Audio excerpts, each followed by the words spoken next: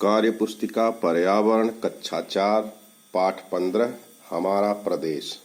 पहला प्रश्न है, भारत के मानचित्र को देखिए, समझिए तथा नीचे दिए गए प्रश्नों के उत्तर लिखिए। अब ये भारत का मानचित्र है, इसको देखना है, देख के समझकर उत्तर देना है। पहला प्रश्न है, भारत के मानचित्र पर आप अपने राज्य को पहचान कर उस पर सही का निशान लगाइए तथा यह किस रंग से दर्शाया गया है लिखिए। तो ये देख लेंगे और हमारा राज्य है उत्तर प्रदेश, तो ये उत्तर प्रदेश है, इस पर सही का निशान लगा देंगे और इसका रंग है हरा, तो यहाँ लिख देंगे रंग हरा। अगला प्रश्न, अपने राज्य की राजधानी का नाम मानचित्र से ढूंढकर लिखिए। तो यहीं पर लिखा हुआ है राजधानी, ये लिखा है लखनऊ, तो यहाँ लिख देंगे लखनऊ। अगला प्रश्न, अपने उत्तर प्रदेश के पड़ोसी राज्यों के नाम मानचित्र से देखकर लिखिए।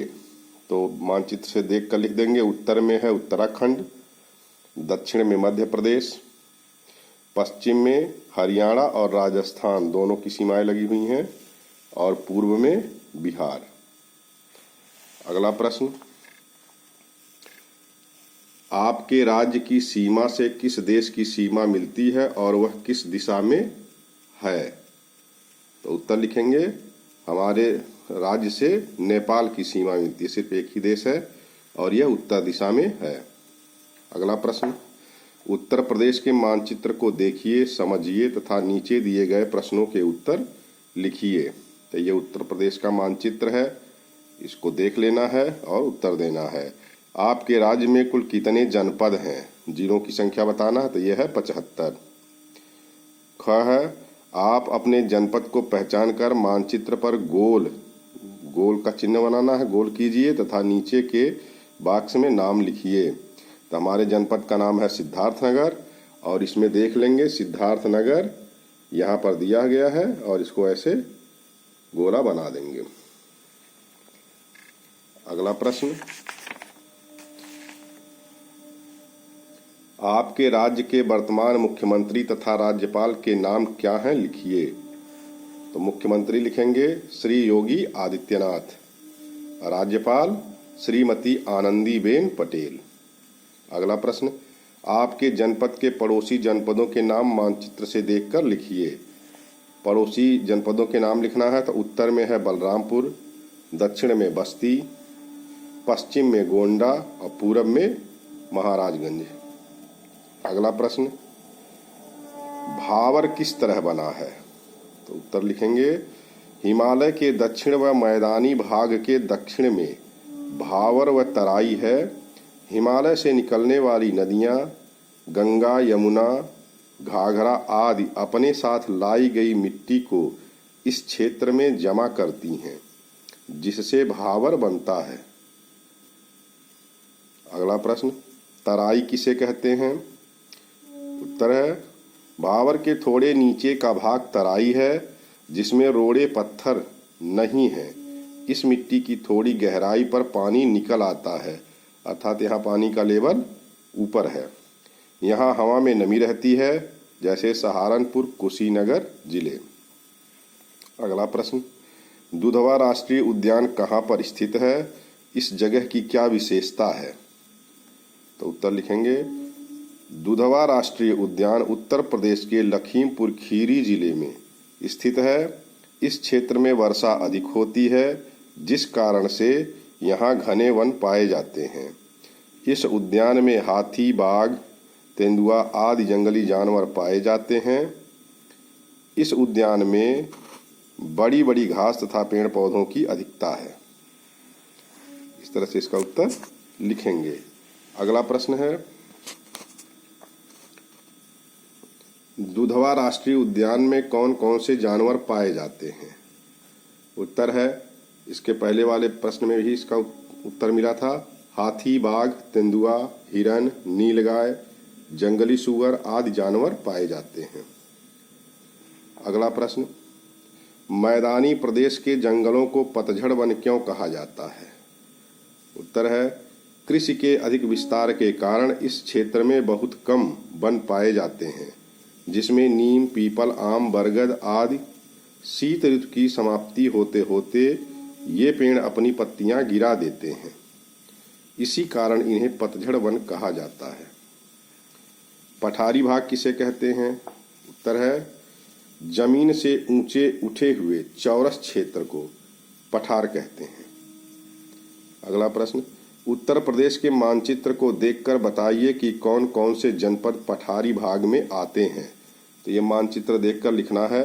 इसमें आएंगे ललितपुर, झांसी, जालौन, हमीरपुर, बांदा, चित्रकूट, प्रयागराज का कुछ भाग, मिर्जापुर, चंदौली, सोनभद्र आदि जिले। अगला प्रश्न है नदियों के मानचित्र को देखकर निम्नलिखित प्रश्नों के उत्तर लिखिए। तो ये नदियों का मानचित्र बना हुआ है, इसको देखकर उत्तर देना है। पहला प्रश्न है उत्तर की ओर से बहकर आने वाली नदियां जो गंगा में मिलती हैं के नाम लिखिए। तो इसमें देख लेंगे उत्तर की ओर से इधर से कौन कौन सी नदियां बहकर आके गंगा में मिलती हैं। तो ये हैं यमुना, रामगंगा, गोमती और घाघरा। अगला प्रश्न दक्षिण की ओर से बहकर आने वाली नदियां जो गंगा में मिलती हैं के नाम लिखिए। देखकर लिखेंगे चंबल, बेतवा, टोंस और केन। अगला प्रश्न प्रयागराज में कौन कौन सी नदियों का संगम होता है और उसे किस नाम से जानते हैं। तो इसका उत्तर है गंगा, यमुना और सरस्वती का संगम होता है, इसे संगम नाम से जाना जाता है। अगला प्रश्न आपका गांव शहर किस प्राकृतिक भाग में है। तो लिखेंगे गंगा का उत्तरी मैदान। अगला प्रश्न आपके गांव शहर के पास से कौन सी नदियां बहती हैं। तो हम यहाँ सबका अपना अपना होगा, तो हमारे आसपास ये है राप्ती नदी। अगला प्रश्न आपके राज्य के यातायात के प्रमुख साधन कौन कौन से हैं। तो लिखेंगे रेल, सड़क, वायुयान। ज़्यादातर यही यातायात के साधन हैं।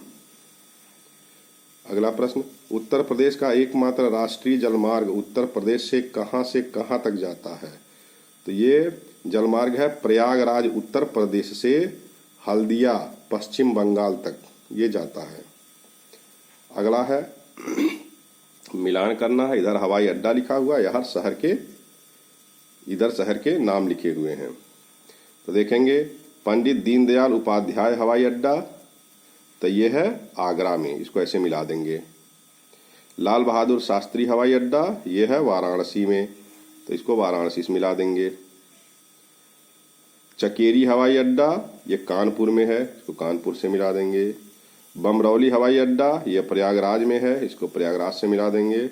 और चौधरी चरण सिंह हवाई अड्डा ये लखनऊ में है, इसको इससे मिला देंगे। अगला प्रश्न सही विकल्प पर सही का चिन्ह लगाइए। निम्न में उत्तर प्रदेश से होकर गुजरने वाला सर्वाधिक लंबा राष्ट्रीय राजमार्ग कौन है। तो ये राष्ट्रीय राजमार्ग संख्या 2 है, इसे जीटी रोड या ग्रांड ट्रंक रोड भी कहते हैं। तो इसमें ये उत्तर सही है, इस पे लगा देंगे सही का निशान। अगला प्रश्न राष्ट्रीय स्वर्णिम चतुर्भुज योजना के अंतर्गत बना पूरब, पश्चिम एवं उत्तर दक्षिण गलियारा कहाँ मिलता है। कानपुर, प्रयागराज, झांसी, मिर्जापुर। तो ये झांसी में मिलता है, सही का निशान लगा देंगे। अगला प्रश्न है रेलवे लाइन की लंबाई किस राज्य में सबसे अधिक है। मध्य प्रदेश, राजस्थान, उत्तर प्रदेश, दिल्ली। तो इसका सही उत्तर है उत्तर प्रदेश। इस तरह से आप पूरे वीडियो को देखकर इसको हल कर सकते हैं।